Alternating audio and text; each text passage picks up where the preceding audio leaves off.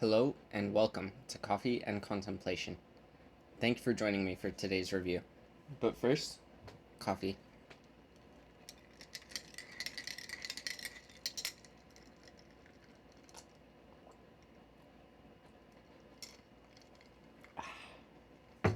That's good.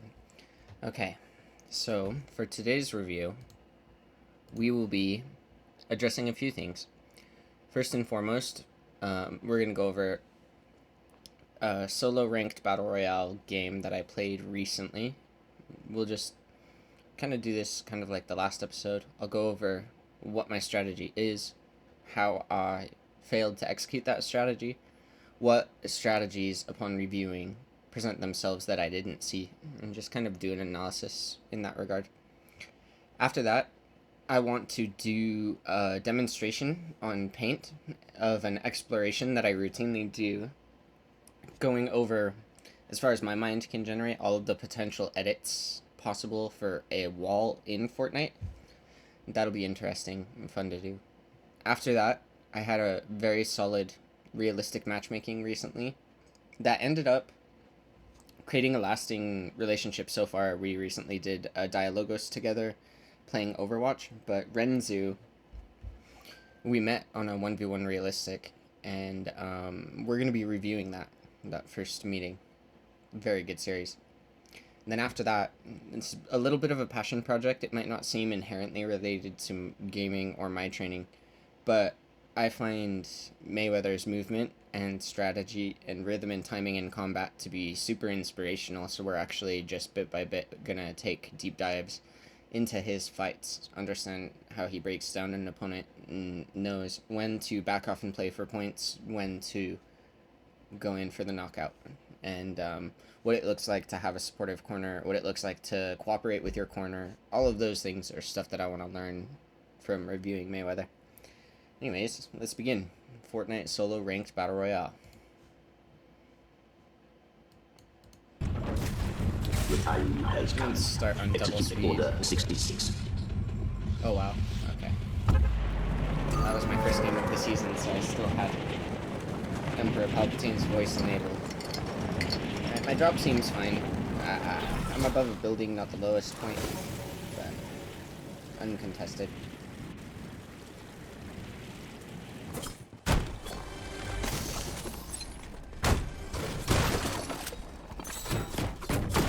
Actually a really good loot to start off. Cannot complain.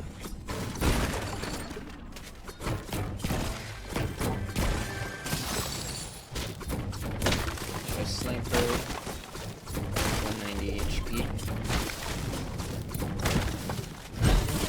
Eventually I'm gonna want all of my practice recorded and uploaded at 1920 by 1080. But we're just gonna have to deal with what we have currently. Still good enough.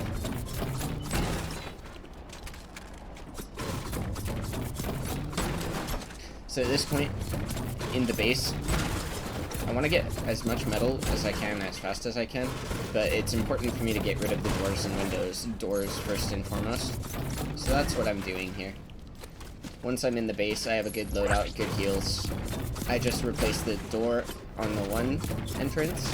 I guess if I think about it, it would be the southeast entrance. And then there's a north entrance. You replace both of those doors instantly. Lucky I got Keymaster.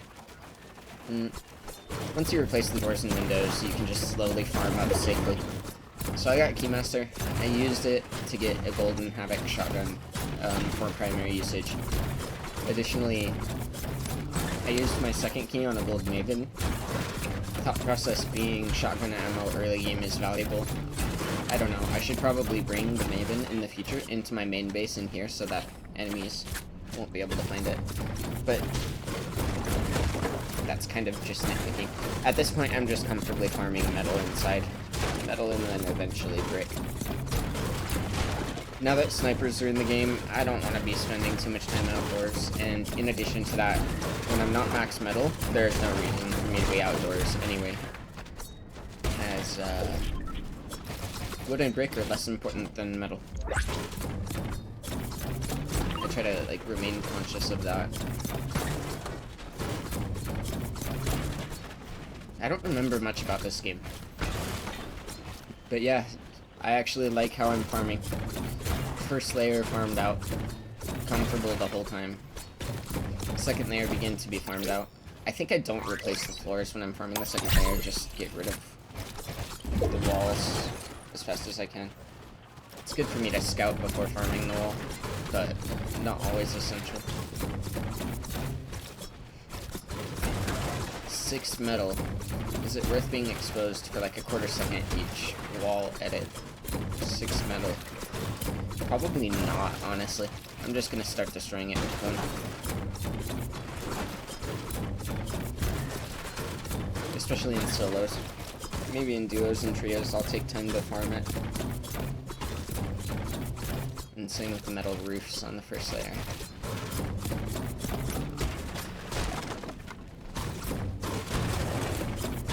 Dang, ice in my coffee, I'm a little bit chilly.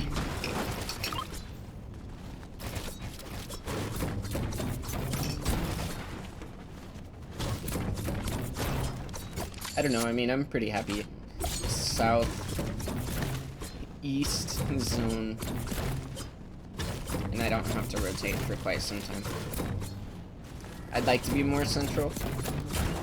There are still bushes central, but I'm not max mats, and I'm still in a very good position, so I don't really care that I don't move. I have a really good shotgun. Oh, I thought I saw footsteps there, but I could be wrong.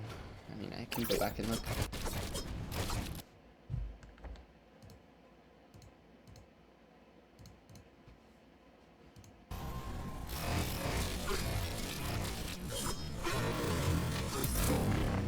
Yeah, I mean, there's so much downtime in a battle royale. If enemies are not near you, that you can just take your time and farm one piece at a time.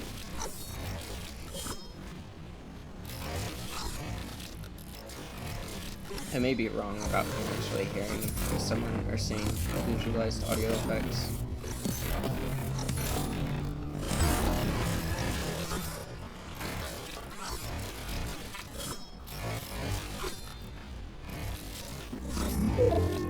Yeah, I think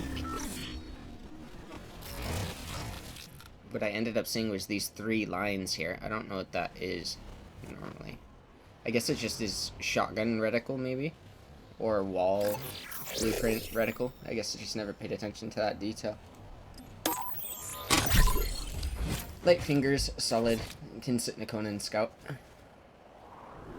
Yeah, I guess if you're holding your wall blueprint.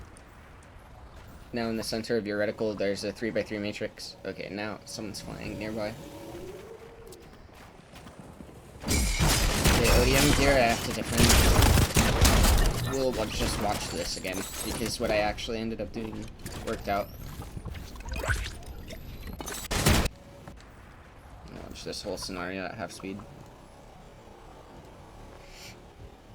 So I see him flying in. I only have an SMG and a sword, so I don't want to shoot at him when he's in the air. But he sees the base and he's offended at my playstyle, so he'll push me without much high ground support. Just minimal mats pushing me with wood. ODM. One stroke. I'm not vulnerable. Second stroke. Third stroke, he's in my box, which is dangerous, but he coned himself. I want to watch this at quarter speed. Too much happens too fast to even understand what's going on.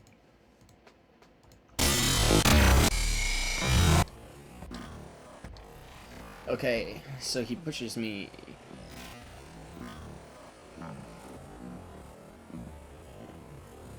He jumps, right clicks, left clicks, ODM slash. I then have the option on the first ODM slash before I box up and build up to thread a shotgun shot in. I don't think that's wise. I think I should just box up and get 2 below a layer. But I tried to take the shot, and it was just a little bit down.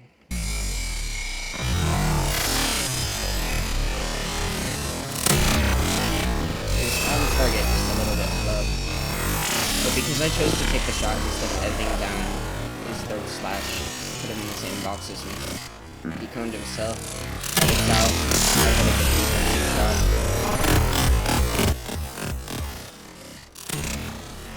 I think I do edit transition. So I hit him there, and then I just do a lower forward to the right edit to finish the kill with the shotgun SMG stroke 76. Okay. This was a very fortunate kill because I had the sword with 2 charges, and now I have an ODM gear, max mats, better weaponry, at least in the domain of SMG, better heals in the domain of a half pot.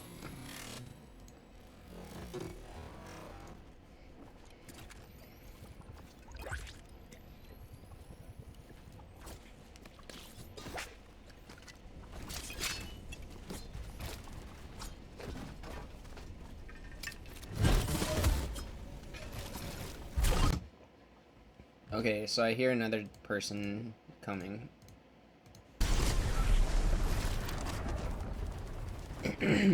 I have extra mats here, so I decide to tarp towards zone. I have a few different strategies here. I think because I have the enemy who pushed me recklessly's extra mats, doing what I'm doing is fine. It gives me an opportunity for another enemy to push me in a defended location as well. So I used up all the extra metal, 100 actually, like 87 extra brick. So I can tarp out a little bit more. I'm almost in zone. A lot of people would think that what I'm doing here is a waste of time and just bad strategy, but I'm gonna be able to retain 555 or close to it while not having been exposed to a sniper shot for this entire duration. And playing edge zone from time to time is just fine.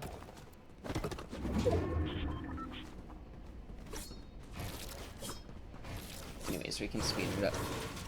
That encounter didn't amount to too much. But yeah, so I basically pay for my rotation, and now I top off 555. I checked around me, made sure there weren't too many enemies nearby, and I'm just trying to farm up safely and efficiently in a way that I can re-enter my tarp and then re-enter zone. So ODM around. Someone pressured my tunnel here and to the right. Kind of inconsequential, but yeah, so at this point I'm faced with a decision: hard commit to an ODM rotation to center zone before zone closes, or just creep to edge of zone, box up, and then make a decision once next zone appears. I think what I do is hard commit to center zone rotation. I think that this is the correct play.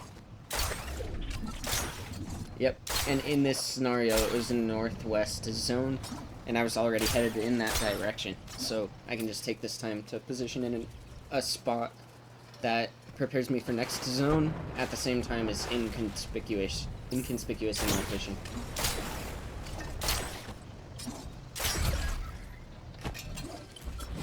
No better inconspicuous spot than a side of a tower as a cone.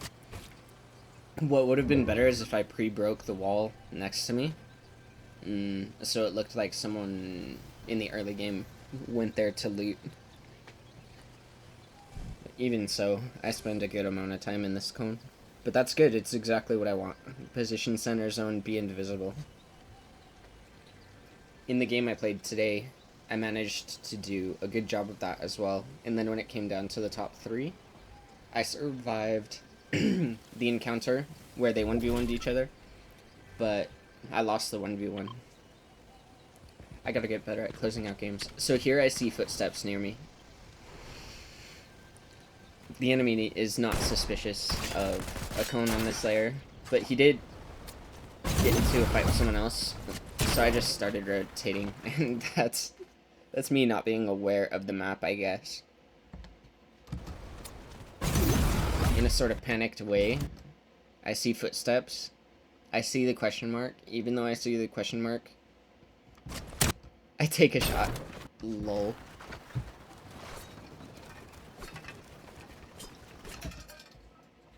This technique to go up and forward to the right with minimal mats, I quite like.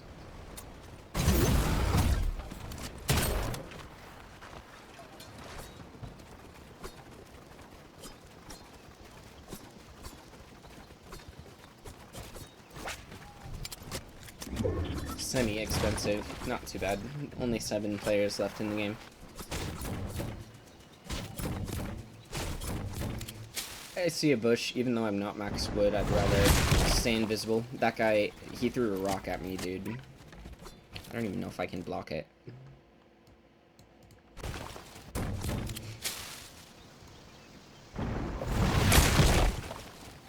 When I hear it in the sky, maybe if I box up instantly. Building a 2x2. First layer base, second layer, up and forward, 1 box. I have no idea if it's infinity ammo or what the condition is for the weapon that I'm facing. So, at some point, I need to make a decision to close the gap. And so that's what I do. I use my ODM gear to close the gap. I'm operating under the assumption that this thing has infinity ammo, and I've already used so many mats, he will just continue to wear down my mats, or a third party will find me and attack me, so I have to close in on this guy and kill him based on him knowing my location and spamming with the force rock.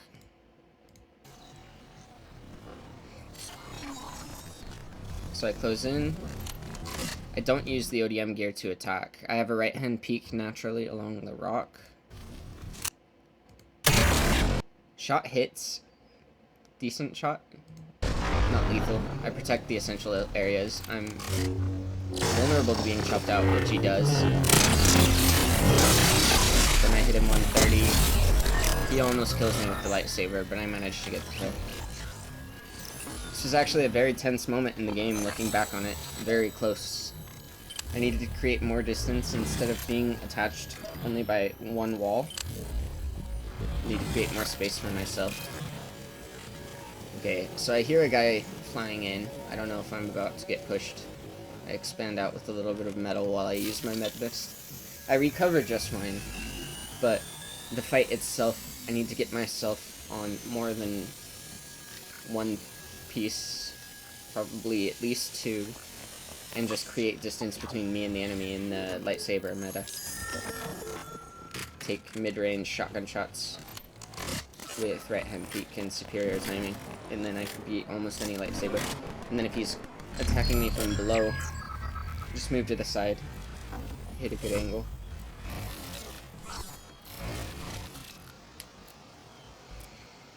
We can speed it up a bit. That fight took a little bit to psychologically recover from in-game because I was so close to dying. My mats are not the greatest, but not the worst. I think there's 3 players left. So my strategy now is be invisible, attack the player in the advantaged position. Because I use the bush as a tactic, I'm also, in general, going to be shooting a shotgun shot into the center of a bush as a general rule.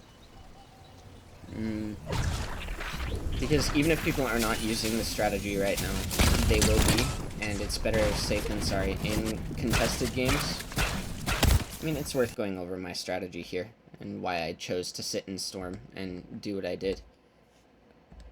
But we'll just leave it paused. We can go over it a little bit. I see an enemy here. I know there's 3 players on the map. I want him to get into a fight with the enemy, and I don't want to be seen. I'm not quite in zone. I'm on the edge. The decision I end up making, I don't think is the best, but because I have a med mist, I decide I'm gonna try and retain element of surprise. This would be better if I had a sniper or an AR. And then because I kept element of surprise in zone, when the enemy seemed to me to be in a vulnerable location, I sprayed, which amounted in this case to 95 damage. With an AR, that could have been lethal, or sniper into SMG or sniper into AR. But then he boxes up defensively. I'm low because I take so much damage in Storm, so I'm okay. Allowing him to heal. Strategically, you almost never should be okay allowing your enemy to heal, but when you need to heal, it's fine to trade. So I see him sitting there holding right hand peek with the center window edit. I have enough mats to expand 1 out in metal. This makes me third-party proof. He's now the player vulnerable to third-party. I'm in a very... not the best position. I'm in the second best position of the game. He takes my own, I retake the wall. Yeah, right now he's in a dangerous spot. We're both probably low mats. But because I'm in metal, I'm not as worried. This is fine on the first spray. But if I'm not planning to take that piece, whether it's the wall or the cone he's standing on, this second spray even is fine. But I should be playing for piece control of the wall rather than anything else. Or taking a really safe right-hand spray, because it left me open to a counterattack. I hit him for 38 white, but he hit me extremely hard too. In a scenario like this, I shouldn't take a shot in return. I should just wait till the other enemy, since there's 3 players in the game, starts third-partying and shooting at the person that I'm fighting. Just make myself the person that's in the third party. And then I think he attacks me from the forward angle again. I edit here, holding a right-hand peek. I'm able to defend myself fairly well in that angle. It's also an exploratory edit, trying to see where he's at and what he's thinking. There's a tree above. I know I'm gonna have to move and I'm in a bad spot, so I try to break the ramp in front of him. And that alone makes him execute the edit that he was holding. So I ended up making an aggressive maneuver forward, and I could have done this before, perhaps. But just one pickaxe swing on the ramp was enough for him to reveal his ramp edit. I do a second window edit, finish the ramp edit, and he's dead. But that entire time he had his back open and was vulnerable to a third party. So the most likely thing that would have happened is he would have been shot in the back. I go down to his loot, get the mats I can. I see through my ramp cone an enemy. He ends up not using his advantage, and we're in reasonably neutral terms. I actually end up in the advantageous position because I'm ahead of zone. So I shoot, I miss. I shoot, 38 damage on the SMG. I just try to get ahead of zone.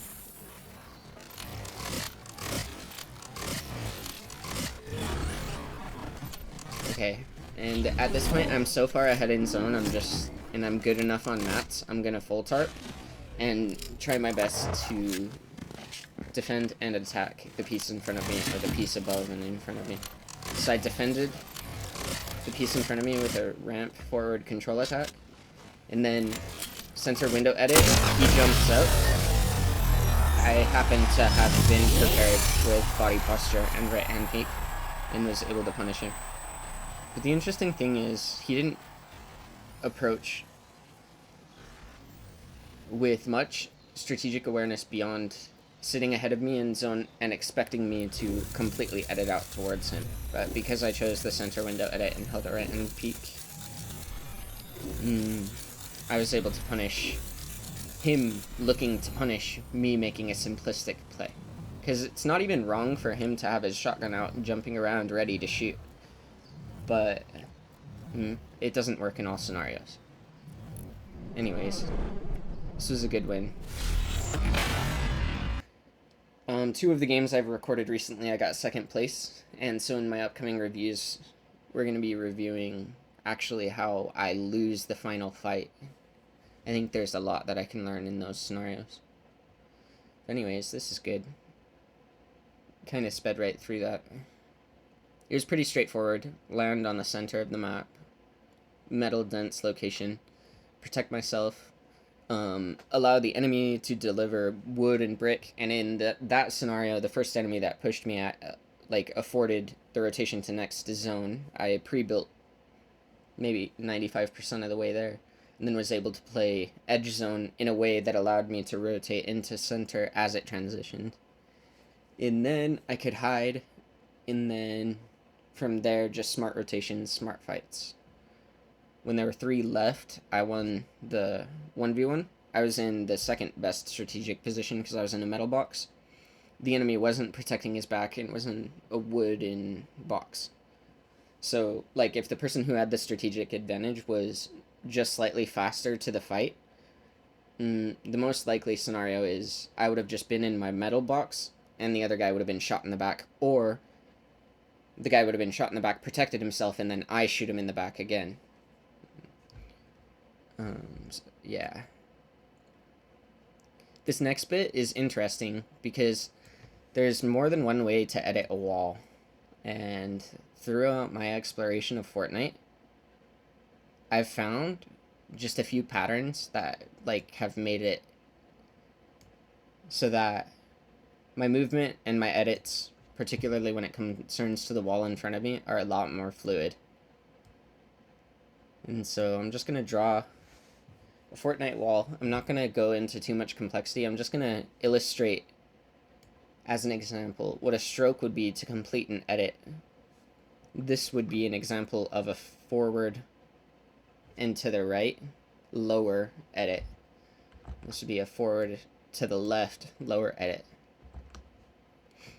And so what I'm going to do is, as an exercise, I may articulate every edit, but at the same time I may speed up or slow down, just depending upon what I feel is best to explain the concept. So I'm going to run through what I think is all the possible edits in a wall, and then I'll go through different edit combinations that I actively practice. So starting with the bottom triangle edits. This isn't possible edit. This is a possible edit. This is a possible edit. Boom. This is a stroke here.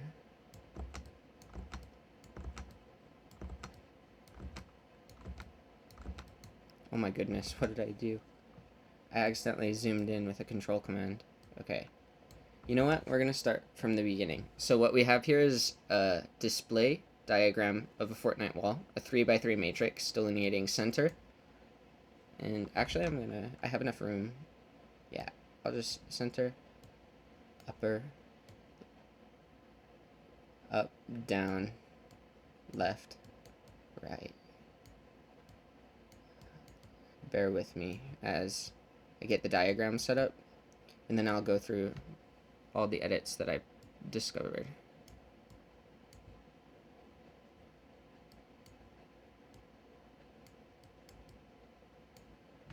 Now I have to make sure that I get the undo keystroke correct. It's actually fairly mechanically intensive to get the edit correct, even in Paint. So that's an edit.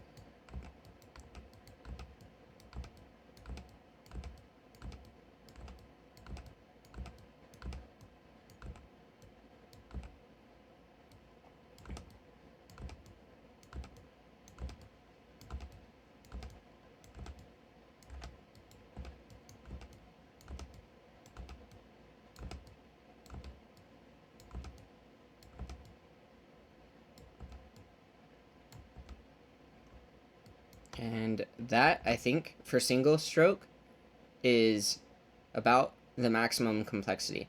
So what I did was, oh, maybe I actually didn't include these strokes. Those ones are really important too.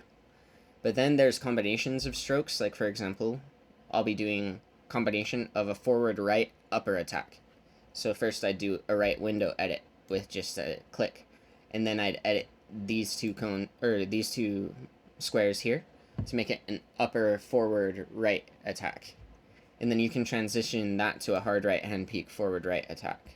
And that's a 1, 2, 3 step edit. And then you can do the same thing with a lower variation. So that's an upper forward right variation. And so you do the right window, you do lower 2 squares, then you can fully commit it to a right hand peek from the other direction. So like here you'd be aiming for someone's feet, and then you transition to it. A full SMG spray would be a good scenario for this edit. And that's the lower and upper forward right edit. So now we can do the lower and upper forward left edit. So you edit the left window. That's just a strong window to play from in a lot of scenarios. You can edit these two to transition it to a half. And then from there, you do these three to transition to just a wall here. And that's another good scenario for forward, left, upper. So now we're going to do forward, left, window. Now lower with those two. and then transition it to a full left. You can even throw in another edit here, but that's more novelty and just for fluency. But yeah. And then with the left and right window, since I'm already exploring the complexity of a forward right upper and forward right lower and a forward left upper and a forward left lower, what you can also do is feint right with a right window, come in left, and then if you don't have an opportunity on the left window, transition to a full center upper edit.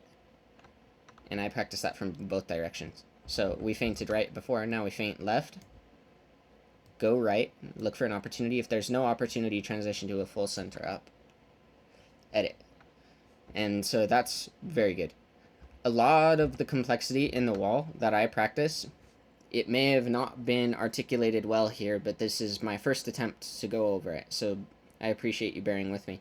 In the future, as I go over these concepts, I'll be able to explain it in a much more fluent way. Like, for example, I'll just go through all of the edits, including the combination edits, including the ones I haven't quite gone over. Like, you could do a center window edit into a center lower edit. Here you can change the methodology and the stroke order. Here there's so much complexity.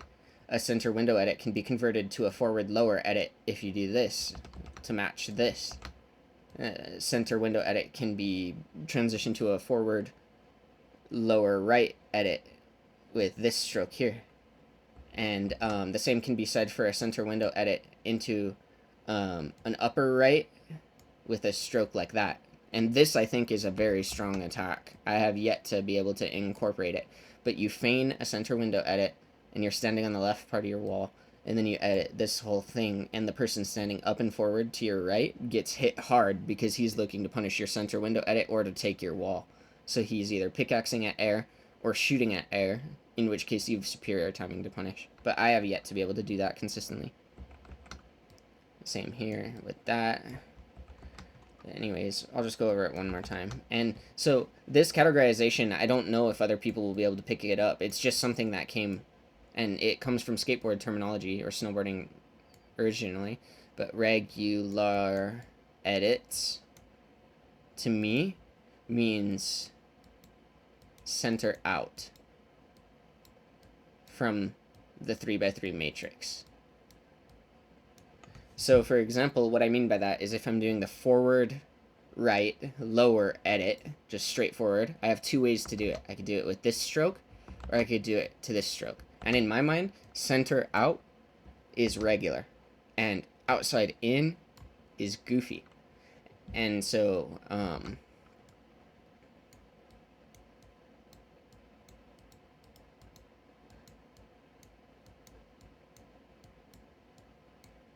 all of the edits that I practice, I want to be able to do in the regular variation as well as the goofy variation. So if you're still with me paying attention, thank you for bearing with me at this point. What I'm going to do now is a demonstration of all of the regular edits, and then after that I'll do a demonstration of all of the goofy edits. So from the center out, this is an example of a regular edit, and center out, this would be an example of a regular edit. I would also include this one, this one, this one, this one, this one, this one. Damn, this is actually really good practice. This one, this one, both of these would be.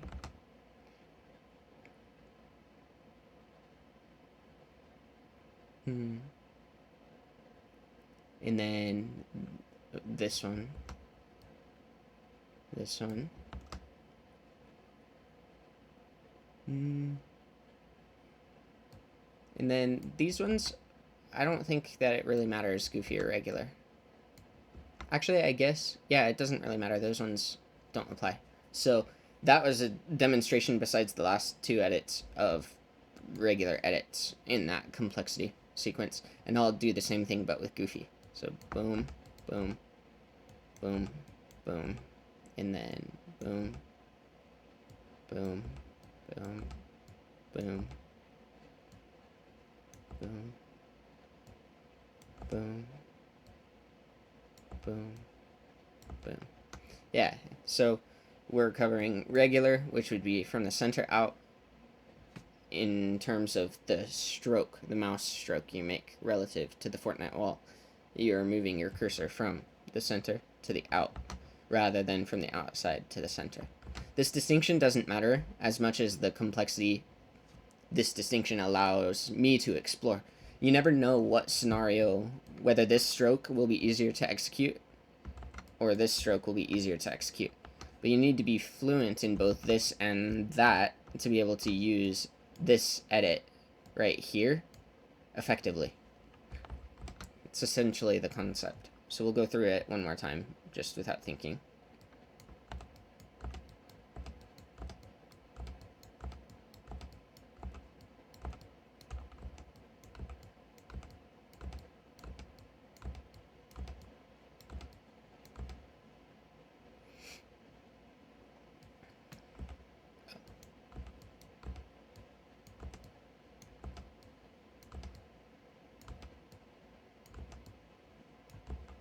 Yep, that's regular and that's goofy. And then there's combo edits. And you can either combo to the center, you can combo to the upper, you can combo to the lower. Left and right notwithstanding. So, we can execute a combo with left window, right window, and center window edit. So I have window edit combos in addition to regular edits and goofy edits in the domain of a wall and the complexity therein to edit. Now I'll give you an example of the upper combo edit in all domains, whether it's left, right, and center. We'll start with left. So left window, upper left, attack here, and then full commit to the left here. So then upper center, what does that look like? It's a center window edit here while you're holding the right hand peak into a transition into a full upper window. What does right upper attack look like? You do the right window edit, you hit it there, that's your upper right forward attack, and you transition this into a forward right hard commit. And so that would be your upper scenario. Then your center scenario for the left would be here. You feint left, you go right. If there's no kill opportunity, you turn it into a full upper center edit. What you do with the center window edit is either a stroke from the left to the right down here after your center window edit, or from the right to the left down here, just depending upon positioning. And that's a forward center and also forward lower attack transition. To the right, you do the right window edit. You edit these two lower for the forward right lower combo, and then you commit to a forward right hard attack with that third edit. And that concludes the combos for the center. And then the combos for the lower, we'll start with left. Wait, I'm sorry. I actually got a little bit confused, I think.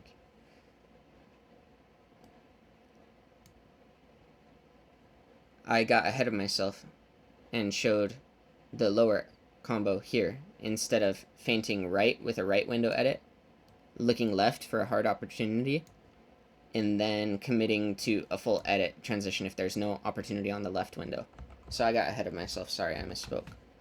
Anyways, that should conclude center. Now we're going to go the lower variation, which is what I got ahead of myself and did for the right. I did the forward right lower variation instead of the forward right center, feint right attack left, full commit center. Anyways, so now we're going to do the lower left window to the lower forward left attack to the full commit left attack, and that's a 3 edit sequence to the center, and it's the same as the other one, as the center. Damn, my terminology, because I've never done this before, never actually outside of my own mind or my embodied practice have I had to articulate these concepts in words. So yeah, no, I appreciate you guys bearing with me, and even just for myself, this is good to process and figure out. Because if I can't explain it, but I can act it out, there's an incongruence there, and I need to navigate that landscape. So reflection is a very good way to do that, I believe. Anyways, so the combo, we went over left, lower at this point. Now we're going over center, lower, which basically is a center window edit and a second stroke from the left to the right, or from the right to the left. And then now we're going over a right window edit converted to a lower attack, forward, right, lower, committed to a full commit right with the third edit stroke. And this concludes the complexity of the Fortnite wall. Oh my gosh. Actually going through it like that instead of just having it as an embodied practice is difficult but worthwhile. It just, like, it hurts the brain to think about. Because then in addition to this single piece, there's a floor piece, a cone piece, and a ramp piece. So 3 more pieces. They don't have as much complexity as a wall, but it still needs to be explored and addressed.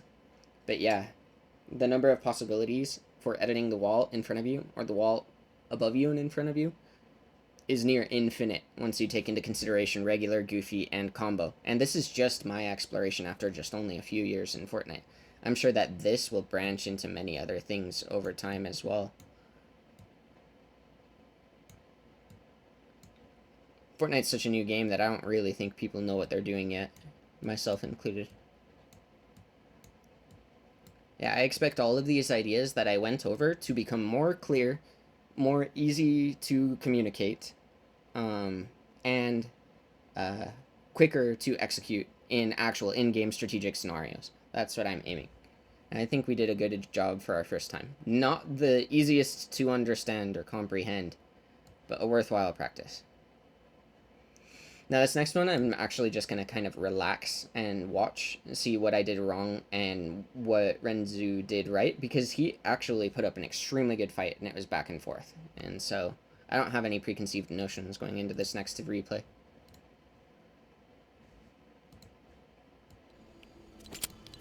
We'll watch on double speed unless something crazy happens.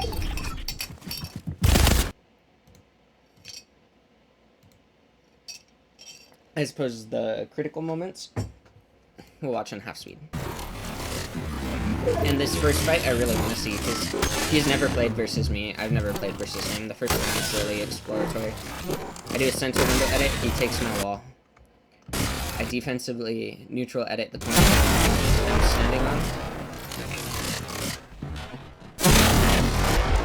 Retaking my piece is what I'm looking for.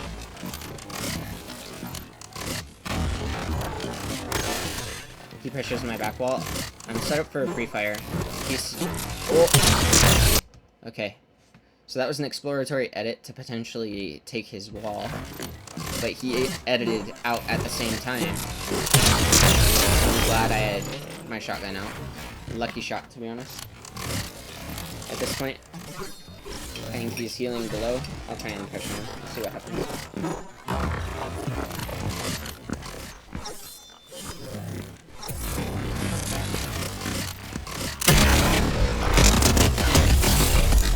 Okay, so that was just good preparation, and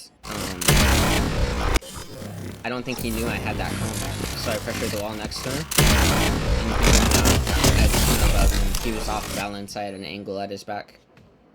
Okay.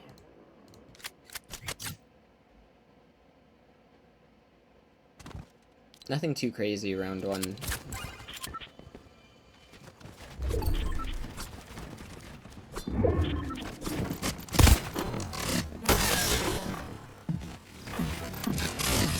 Okay, pressures my back wall. I'm looking for a center window edit here. If he takes my wall, see how I convert it from a center window edit to a left edit? The things that I was showing you in paint are integral.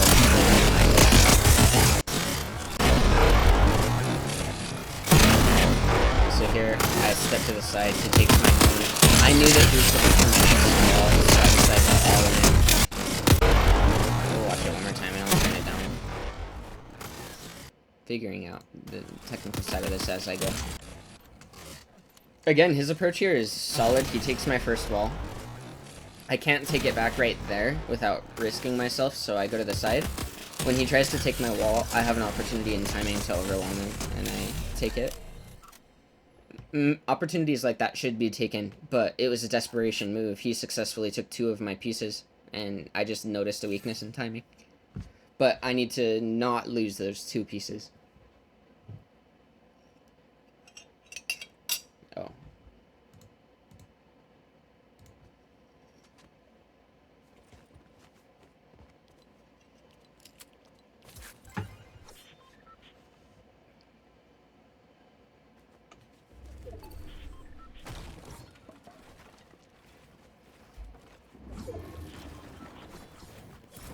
Okay, because we're not full mats, I take this opportunity to get a little bit of brick while my metal fully builds. I edit while holding a right hand peek, I edit while holding a right hand peek, I edit while holding a right hand peek, I hit him on the 3rd attempt. And then, he stands strong, and he's looking to punish if I make the same play. But I stand strong too, and I hit him. So it's actually insane.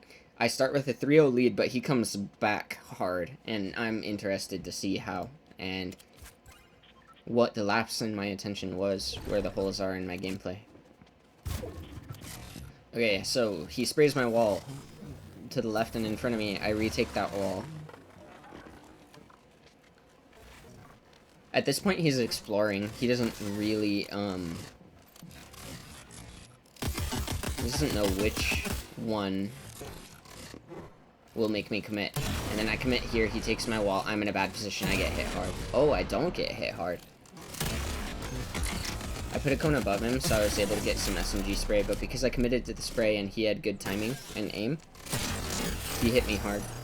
Through center window edit, I was able to hit him in the legs and trade back my HP. But through this forward right angle, I can't pressure. So then I edit forward left on the right wall.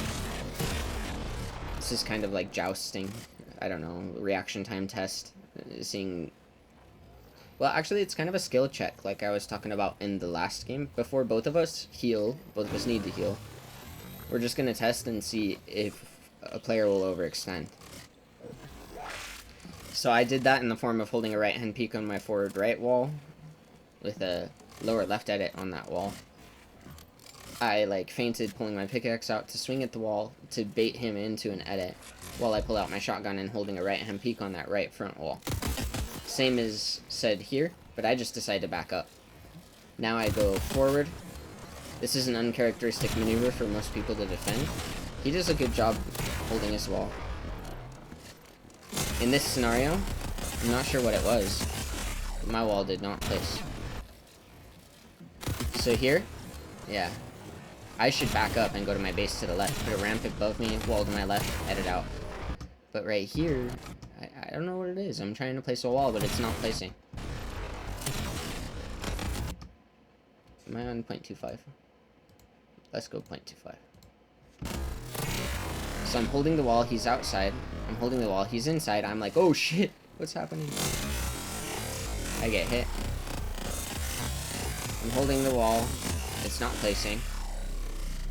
I don't know what it was. Maybe I just didn't press left click. Sometimes simplest solution is the best solution. Yeah, I took a lot of damage there.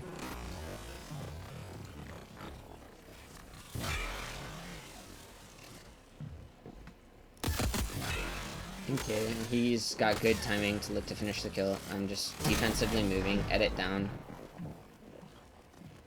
rebuild. He's on my wall. I can't pre-fire that.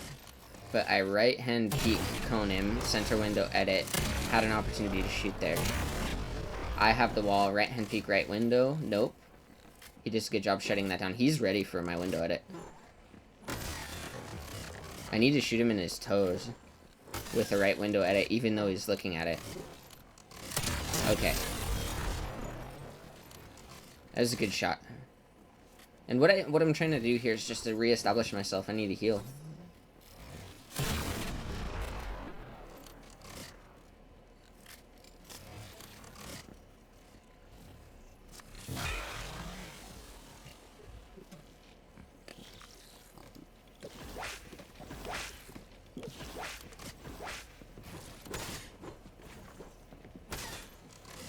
Okay. He's pressuring up and forward and to the right, but conservative positioning. And then now, I don't think he knows exactly where I am. So I'm going to use the element of surprise when his back is turned, maybe? I don't remember exactly. But by being in a cone like this, I have the element of surprise as a component. So I had an opportunity to shoot, but I'm going to wait. Okay, that's the opportunity I take. So he didn't know where I was. I had good strategic positioning and good timing. When I saw he had his SMG out and he was looking, then that was the time I took to attack. So it's insane, man. He turns it around from 4-0. We're going to be watching me getting owned here shortly.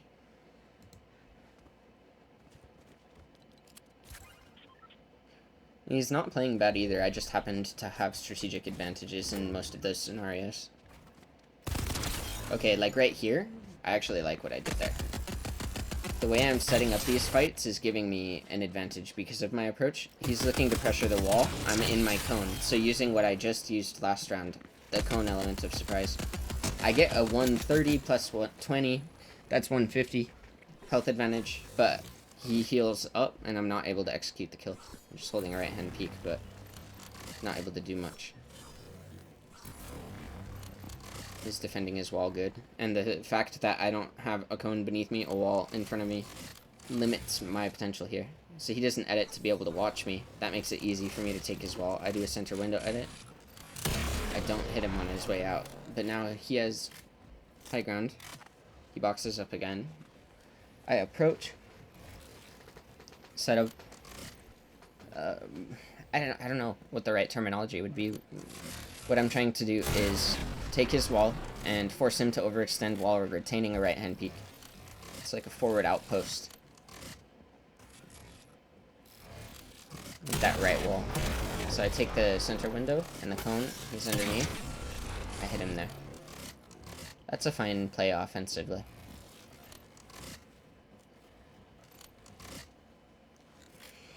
Piece above me is his. Missed my edit there. See, that was a regular edit that, because I'm not practicing as industriously as I should, I missed this edit. So I'm going for a regular forward left lower edit, and I end up doing a door instead. It's kind of cool after having articulated the terminology, communicating it at this stage already. Maybe slightly easier. This is a good box. Oh, but he's in my box hard, man. It doesn't matter that I trapped him. I needed to freaking take that wall back instantly. But he committed hard. Okay, so this was good. Boxing him was good, but I need to get the fuck out of the box I'm in once I lose that wall. Get out. Flank, use right hand peek. Anything but try and fight. And then I even lived way longer than I thought. But multiple times, even at the end, I was still trying to fight when I needed to reestablish myself and then hit a pre-fire timing or a right-hand peek. It was a good box with the left window going up with a cone, floor, right wall, forward wall, left wall. And then I didn't defend the wall in front of me. He took it, pushed extremely well timing the piece in front of me, and that I was standing upon he took, even though I had every other piece. Then through superior timing, he killed me. Right here, we're just kind of dancing, exploring different openings. I'm just saying right-hand peek a lot. Okay, he hits me good there. I hit him good there. We'll see what that trade looks like on half speed. So I'm holding a right-hand peek. He opens his wall. I'm watching him. I missed my shot there. I could have hit him there. I do the same edit because I have the strategic advantage. But because I stepped to the right, he takes the floor. I win the trade, but he had superior piece control. I had actually a very good SMG spray here. But yeah, he had superior piece control on the piece above me. I just had good positioning and good rhythm to then be able to retreat and get a counterattack. Retake my piece, heal up, or reevaluate.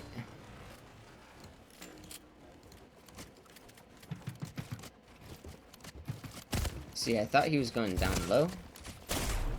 Okay, this is something we need to review. I'm in a good position here, strategically. But, because I edit this right wall, in an attempt to box him by placing a cone floor wall. So I get the cone floor wall, he gets one of the walls, so even my strategy was flawed. I didn't get what I wanted. Then I edit a left window, and let's watch this in 0.25, man, because I need to learn this shit. I should never get hit at this angle.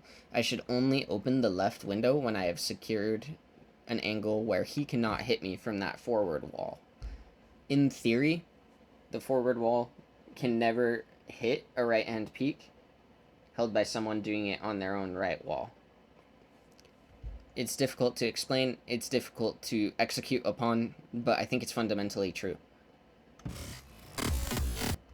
So what I should do is hard strafe to the left, and then if I decide to do a center window edit or a left window edit, wait until the moment he breaks my wall and SMG spray him down if I choose to take that trade. Otherwise, position in a way to just continue taking back my wall, and then eventually I'll force him to fully commit to a trade when he doesn't have a right-hand peek, and then I can punish. That is not what I do here. What I do here is a left window edit because I'm like, oh yeah, I can hold a right-hand peek, win this fight. Nope. Because I strafed to the left late, he actually ended up getting a perfect shot on me, and then I'm like, gotta get away. I'm in a vulnerable position here, and Renz does a good job of pressuring after he's hit hard. So he takes the piece in front of me. He's pressuring the piece I'm standing on, but I'm looking to pre-fire. I'm very happy with that. He takes the piece I was standing on and the wall in front of me. Oh no, that wall in front of me is mine. At this point, I'm looking to retreat and heal, as well as on this map spawn set, there is additional white heals in a freezer in the back over here. So that's where I'm going to box up and heal up.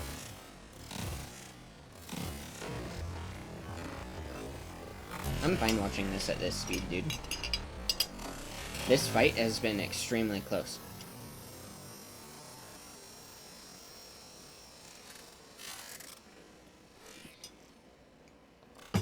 Both of us are just taking time, digesting what just happened. He still has tempo. I'm healing with the small fry first for value till I'm at 75 HP, which is the small fry limit. And then I do a flopper to top off the rest.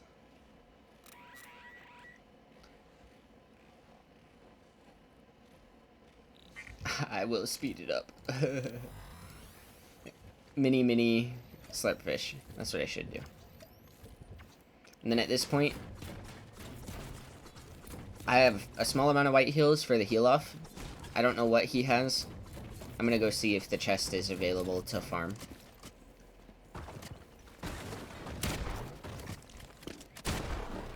Okay, so now the fight breaks out once again. I'm in brick.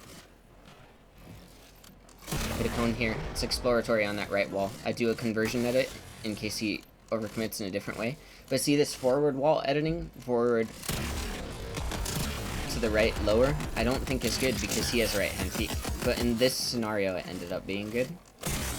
It did not. See, that's what I'm saying. Players are ready to fight from that angle. I shouldn't just directly take fights unless I have a rhythmic or timing advantage. Renzu does a good job of punishing my poor attack choice. The center window edit is not good. What I should be doing is pressuring this wall right here. Putting a cone underneath him and pressuring this wall. And then if he overextends on this wall, and I have a solid right hand peek, right window would have been... Alright, supposing I don't pressure this wall and the piece he's standing on, suppose I do take the fight from this right wall. I need to do a right window edit here. And even then, he has the opportunity to take my wall back. But then, I guess, if he takes my wall back, I neutral edit, and I can pressure even the wall in front of me, or over here, this wall. Either way, center window edit based on my positioning, and his positioning was the wrong choice. Right window edit would have been just fine. He would have strafed into it. He would have hit me.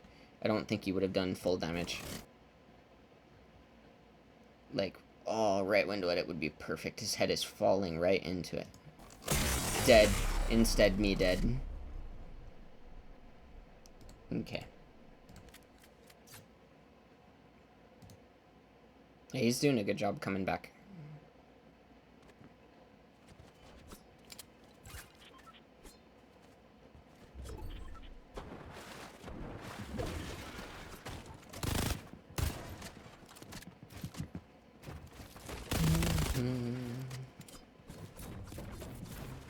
He does a good job of giving me enough time to feel like I'm safe before fully committing. You can look that over.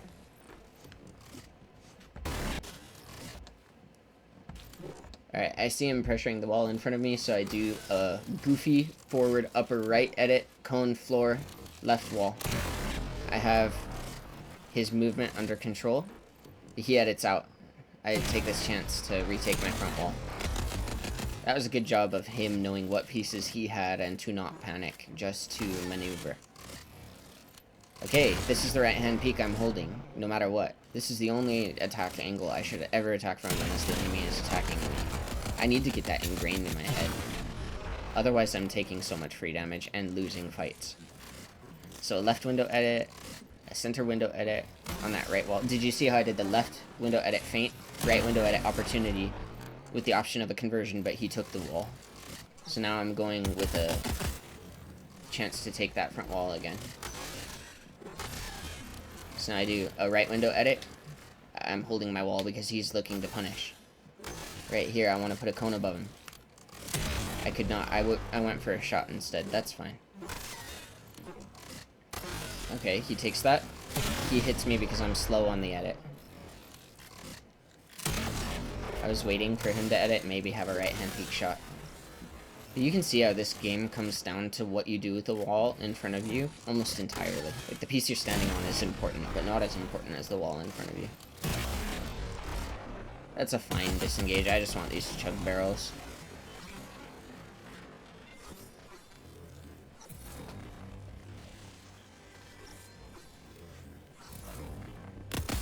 He's looking to finish. Pressuring the wall in front of me here. I'm just taking back the real estate once he leaves it. Okay, he's above me. I have timing advantage there, but he has the right head peak advantage. I hit him hard because of the timing, that's it. But even here, I can't finish my kill. I don't know how to push him in this scenario. So I'm playing for heal off, because I don't know how to finish the kill. What I'm doing is securing these chug barrels to 2 chests. I'm seeing to get what white heals I can get, prepping for heal off. At this point, I just have to assume he's pretty healthy, even though I've hit him hard.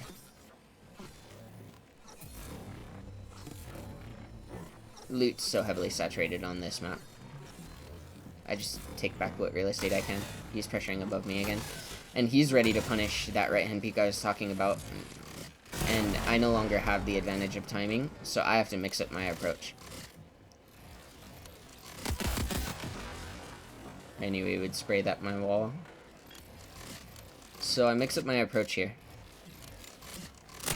I get timing advantage on a left edit where he has right-hand peek, but it was from an angle he did not expect, and then I convert this to a right-hand peek and get the kill.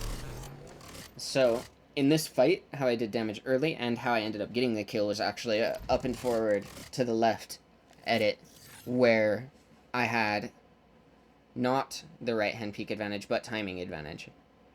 So the only time that I should attack up and forward to the left, or forward in general, and not use my right wall, or up and forward right wall, is when I have a timing advantage. I can see that the enemy is off balance or distracted by a third party.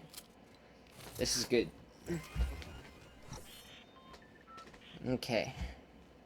I don't need to be watching it at this speed, you guys. Okay. He takes my wall. I take it back with a good cone edit. I'm just staying away from him. I'm trying to get him to fight me. Oh, that was... So I wanted to take his wall back. He hits me hard. But because I have a right-hand peek, I managed to trade. But that is not what I wanted. I didn't actually expect him to do the edit he did to try and take the piece I was standing upon. But you can see here how I'm trying to use that right wall as my strategic advantage, and the right hand peek you get from that right wall. Like, the wall in front of you being metal and being fully built means that you can do whatever you want with your right wall, and you can use that wall in front of you as protection for a right hand peek. So you can have a right hand peek on the right wall with the right window, right wall, center window, right wall, left window, right wall. And then, just like I said, there's combos that you can do on all of that with your right wall. And what I need to be conscious of is, as long as I have mats and healing, I should be defending the wall in front of me and using that to give me a strategic advantage of a hard right hand peek on the right wall. So like right here, I have a hard right hand peek on my right wall. It's exactly what I want to be doing, using the wall in front of me as a shield. But eventually, the more I move towards him, this wall, that's my right wall, becomes the wall in front of me. And see, that's the complexity of this game. So I was just telling you all of this stuff about holding the right wall, but now the piece that I'm contesting is the wall in front of me instead of the right wall. So I'm holding a hard right hand peek while he takes my wall. I end up punishing him because I believe his pickaxe swing didn't hit the wall. His second pickaxe? No, his shotgun blast killed the wall, but I was able to kill him in time. Okay.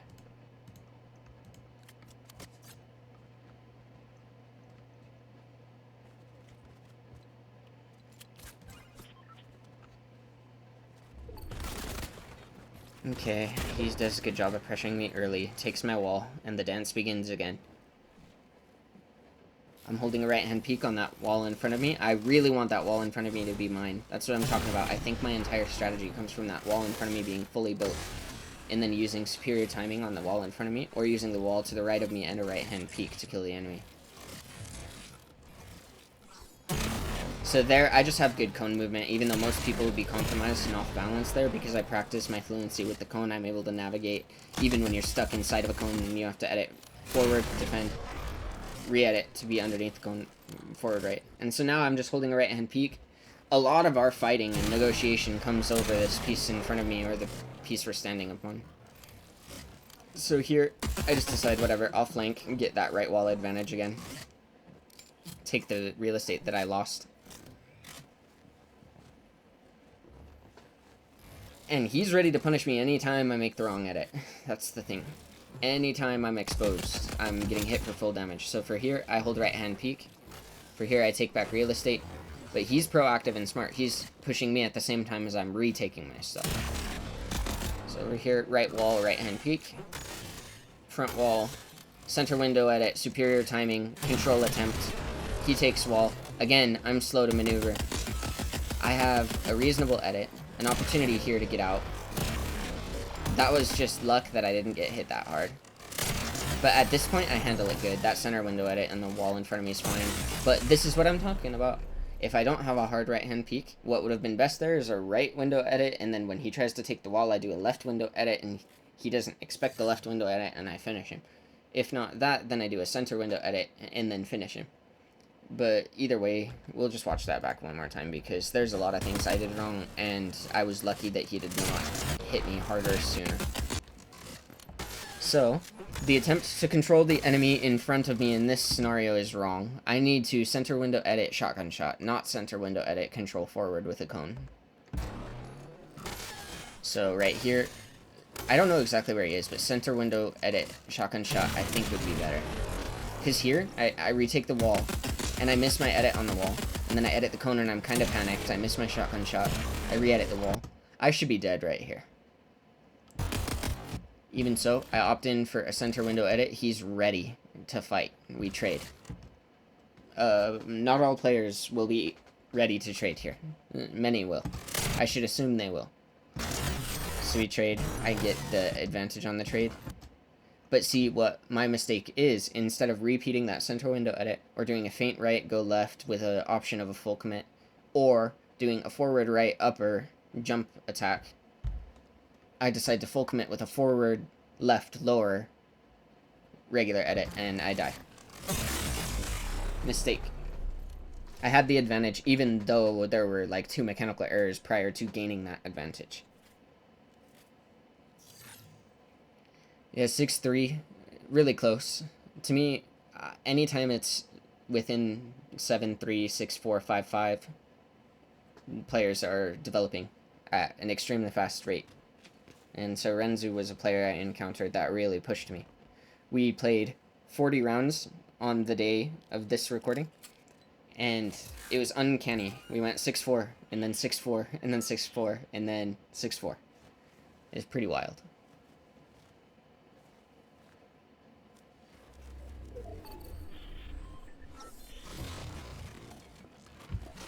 We don't need to watch this whole thing on this duration. Sometimes the slow speed is nice while I'm doing this reflection. It allows me to get my thoughts out. We'll watch this back, because, again, he's very good at pressuring that piece in front of me and the piece underneath me. So here he's threatening an exploit in. I hit him with a pre-fire, good pre-fire, but his SMG spray is better than my pre-fire. He's used to my movement at this point. Then my center window edit he's ready for. Both of those things, he outplayed me hard. SMG spray was a punish, and he was ready for the center window edit. So instead of going for the pre-fire, just get the fuck out. That's the first thing. So instead of going for this pre-fire, even though I hit it well, I need to get the fuck out. Here, I need to do a right window, if anything, to put a cone. Right window, cone, get out, heal up. But because I did a center window edit, I took a lot of damage for free. And then I'm nervous. I'm just like, I don't know where he is, but it sounds to me like he's healing up. Looking to hold a right hand peek on that right wall.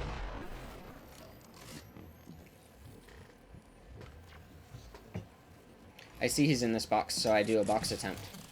I get the piece above him, and to the left, it was a very good box. And then I've learned I did that right window edit instead. But he takes the wall back. Now I do a technical way to take the wall back again. We trade walls. No, I keep this wall.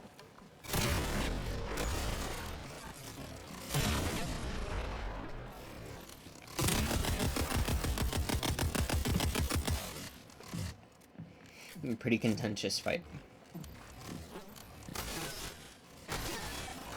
He takes that wall. Takes this piece in front of me. By the time I do a defensive edit, his shotgun edit shot has already registered, so I take a lot of damage. He's on this wall. I missed my pre-fire. That was like a desperation move. I'm just trying to live, heal up.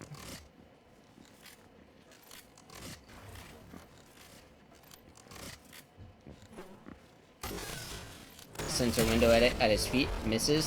He takes the piece I'm standing on, as well as the piece in front of me. I back up. He tries to take the piece in front of me. He successfully does. I try to retake that piece. At this point, it's too late. I missed my shot. 6-4, GG. Yeah, that was good.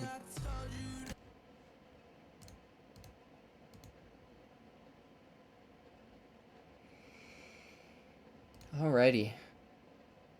So now we've reviewed solo ranked battle royale, we've reviewed wall edit complexity, and thank you guys for running through that with me. It'll just get better in the future. Goodness, I hate autoplay. Okay, and then we did the Fortnite 1v1 realistic 10-round series. Now, this is just kind of a treat for me. I want to watch Floyd Mayweather's first fight, and then in the future perhaps review more of his fights, just in chronological order, because he's an athlete who's demonstrated true warrior spirit that's basically undisputed at this point. And in the domain of boxing, he's a strategic mastermind. I want to see how he knows when to play defensive, when to look for points, when to break his enemy down, and when to commit fully. And so even though it's a bit of a transjective concept to think that boxing rhythm and timing would relate to gaming rhythm and timing, but I think there's actually a fundamental underlying pattern connecting the two. And anyways, that's why I want to watch this with you guys. So, Floyd Mayweather fought someone named Roberto Apodaca in 1996, and this was his debut pro fight.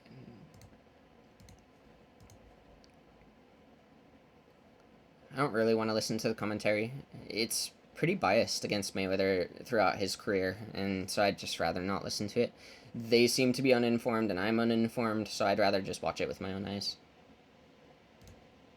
But, like, first of all, you can just see in the way that he postures, he's ready to fight. And so, kind of like Maru in that championship moment was calm and had to resolve, we're noticing Mayweather setting up his championship moment with that same calmness and resolve. And so it's like that's the pattern between Maru last time we were together and Mayweather this time. And Mayweather's left jab is like an SMG spray on that right wall. You can just constantly harass with that left jab. And it's really impressive to watch, and it's what I'd like to be able to do. Annoy the enemy with an SMG spray, force him to overextend, box him, and kill him. But in the context of boxing with Mayweather, it's use your left jab to actually gain substantial damage on the body or open up better shots on the head with your right hand. Find counterattack opportunities and opportunities to outmaneuver your opponent. Like Mayweather just exhibits this whole thing perfectly, and I'm trying to like emulate the strategy underneath what he does as well as what I'm trying to do, except for in the context of Fortnite it's like holding a right hand peak, having superior rhythm and timing with building and movement rather than with your fists and your body in the physical domain.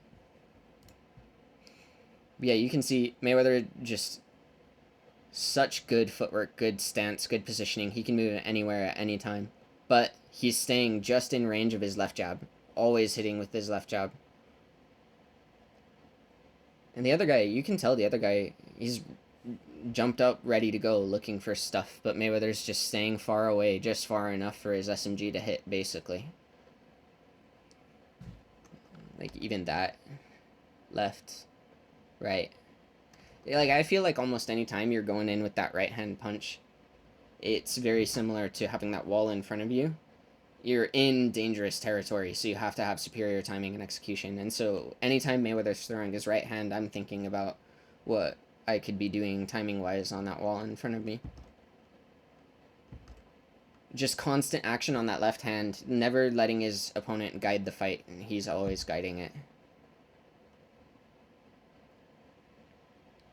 Left, left, left, left. He just keeps his right ready.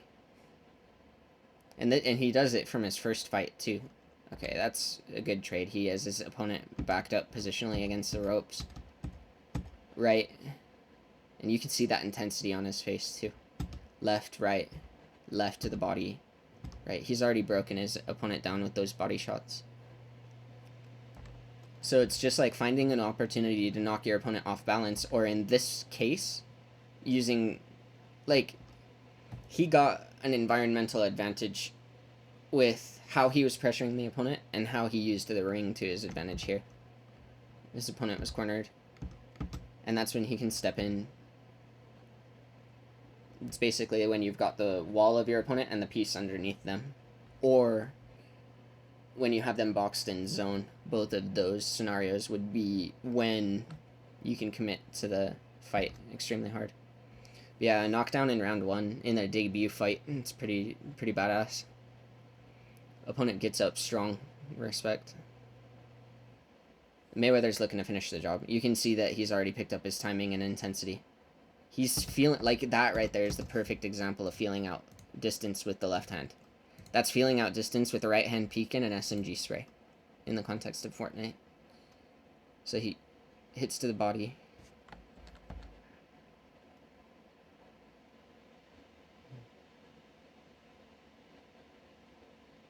The exact moment I'm looking for, I think, is upcoming. He's using that left hand to constantly measure distance and try and force his enemy to respect him. Yeah, right there, that's what I'm talking about. The entire time, he's just looking for a right hand opportunity, using his left hand to control the opponent's attention. His opponent's watching his left hand. He's using his left hand to control his opponent's attention while he's looking for a finisher with his right. And he steps in, but he gets hit for that right hand attempt. The other opponent, like Mayweather, can take a punch, but Mayweather, in that sequence, even though he takes damage there, is able to hit way more lethal shots. Left, right, left, to the head, to the body.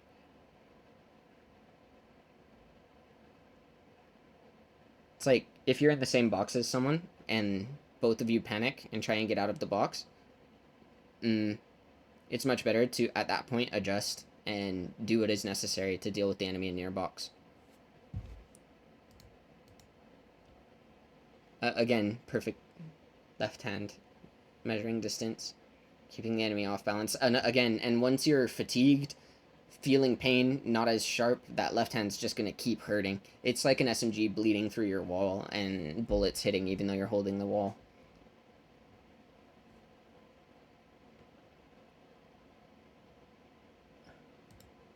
Round 1 might just end soon. I don't think it's a round 1 knockout. Very good round 1. He got a round 1 knockdown, and this is that knockdown. Hits him to the body, that would hurt. But it's that left hand that got the knockdown, a left hand to the body. And you could just see, always feeling him out, left hand. Whoa, let's slow that down. I missed it. This is basically like, I don't know if it's good or bad for me to be thinking about boxing in Fortnite terms, but what I see here is an unexpected pre-fire on the wall in front of you. Because I didn't even see that. It's as fast as if it was a pre-fire. But he's been feeling him out with his left hand this entire time. And then finally, when his opponent steps up and he has an opportunity for that right hand, he takes it. So it's...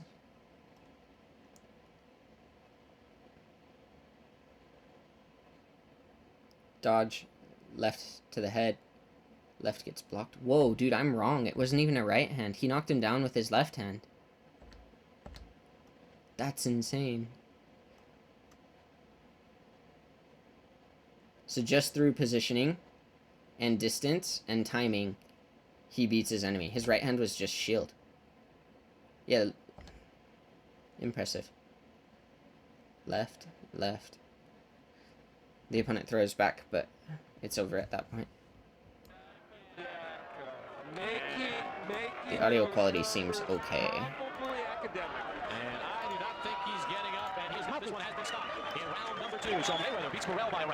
If there's an interview, I want to hear it. Ladies and gentlemen, we have the time. 37 seconds of round number 2 that's about to stop. For the winner, by knockout in his professional debut, Pretty Boy Floyd Mayweather. So Floyd Mayweather gets the win, and don't forget, well, the Mayweather name is synonymous with great boxing, and as you see, Jeff and Floyd Mayweather and Roger Mayweather, former world champion, I know that they're proud of your work, and you must be happy with what you did here in this first pro fight. Yes, first of all, I'd like to, thank God for giving me this opportunity to come out here and do what I had to do tonight, and I also like to thank my dad. I really like that. So first of all, acknowledging a fundamental underlying essence. He defines it as God, but it's crucial to his training. And so, first of all, like Musashi in The Way of the Warrior says, at the end of a fight, you should honor the spirit of the thing itself. And I think that if Musashi represents the way of the warrior and Floyd Mayweather is a representative of the warrior spirit, what he's doing in this interview is acknowledging the spirit of the thing itself at the moment of victory. And so by doing that, he's letting go of all of the energy and preconceived notions that the ego can pollute him with. I don't know, pure speculation. All of that could be bullshit. Dad, and Uncle Jeff. But I like that he acknowledges something above himself that shows humility in a world-class competitor. Like, for example, Maru, when he does interviews, he thanks his practice partners and for the opportunity to be able to play, and that he will continue to train hard. And so you get similar themes at Champions, regardless of whether it's boxing or StarCraft. I want to be able to understand why these people are so interesting to me and take on the character attributes that allow you to win with grace or win consistently in a graceless scenario, which throughout Mayweather's career in particular, there have been interviews that were quite contentious and where he was like kind of ambushed, and so it didn't seem like there was any good way out of it. But I still think like throughout his career he always had strong warrior spirit, and on the ring, like in the combat himself, his movement is insane, his distancing is insane, his timing is great. It's really good to fight. So anyways, let's listen to this again. First, he acknowledges something above himself, and you can let that be whatever it is. First of all, I'd like to, thank God for giving me this opportunity to come out here and do what I had to do tonight, and also like to thank my dad. Thanking his dad, that's respectable. Acknowledging parents is important. And Uncle Jeff and Roger, for being behind me. And his Uncle Jeff and Roger, all of the people behind him, helping him train, his family. The culture he was embedded in. It helped me while my dad's gone right now. Well, your dad hopes And his dad actually was serving a prison sentence at this time. sometime soon we'll be back to join this scene. You were able to work the body exceptionally well during the course of this bout. Yes, because Mexicans are known for taking good headshots, so you're not going to go to the body tonight. This scene. I want to hear exactly what he says. I'm gonna slow it down. You were able to work the body exceptionally well during the course of this bout. Yes, because Mexicans are known for taking good headshots, so I had to go to the body tonight. So he had strategic awareness of what the enemy could do and adjusted accordingly, based on prior information likely given to him by his coach and his corner. The jab, though, you didn't use your jab as much as you normally do. I actually thought we'd see a little bit more of that. Did you not need it? Well, I need a jab. You can never disregard your jab. You always need your jab, but I took my time, and I came out here and I done what I had to do tonight. Okay, let's take a look at the end of the Just fight. humble, Certainly there's respectful. no criticism of the way you got this done because you were able to get him out with some terrific body shots. Tell us what's going on here, Floyd. Well, I think the reason why he does so much damage to the body here is because look at how his enemy overexerts and overextends himself. Just completely knocks himself Him out on with balance and some then is terrific vulnerable. body shots. Tell us what's going on here, Floyd. Boom. Like, I don't think I've ever thrown a punch as hard as this guy threw a punch right here. He wanted to take Mayweather down. And so in that scenario, when you have that level of exertion on your forward motion, you're leaving yourself wide open. So left of the head, when he's off balance, left of the body right there. Oh, There's that big hook downstairs. That's a what you put him punishment for down with the first time overextension. as well. I just got to say, I'm proud of my performance. All right. I think Proud of my Let's performance. ask That's Roger good to say. to give us a little report card as he watched.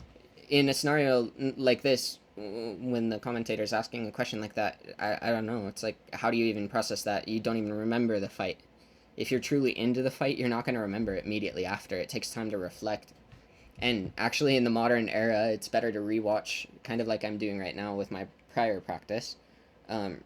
Record recordings of your work, recordings of your competition, allow you insight to see what happens and gives you an opportunity to reflect. So when someone's asking you, why did you do this thing that you just did, you're not going to be able to generate an answer. So Mayweather just saying that he's proud of what he did is correct. Watches you knock him down. What do you think, Roger? Well, I knew if Floyd hadn't hurt the first time, he should have touched him a little more. But besides that, he performed very well for a kid just coming to the program. Yeah. And using a different type of, not hair gear, and using small gloves. So he performed very well. But there's like a little more things he can do. But as he gets to be fighting more often, it's going to come to him naturally, more so than right now. I like that, emphasizing experience. That's another thing too. It's like you could approach your debut victory with a ton of different attitudes at the level of coach. And so the coach in this scenario said he did really good. He didn't do everything that he could do, but that's because he's such an exceptional talent and we're going to continue to work hard. I think that as a coach, you couldn't have a better message. I know, proud of you as well. Congratulations, Floyd. Let's go back now to Bob Pop at ringside. All right, anyways, I love watching Mayweather fight. And so even though this was just a 6-minute fight, we were able to slow it down and watch it pretty hardcore. I think in the future, when it's not a short fight, if we go over Mayweather, I'll have to identify key moments, or we'll watch a majority of the fight sped up and then watch the key moments that the producers highlight in the replays. But yeah, yesterday's review went well. Today's review was a little bit more challenging, less comprehensive. But if you've bared with me to this point, thank you very much. This has been a worthwhile exercise, and hopefully it gives you some insight into how I approach Fortnite, how I approach gaming, how I approach rhythm and timing, in the, regardless of context, whether it's in real-world scenarios or whether it's in video games, which, yeah, that's about all, though.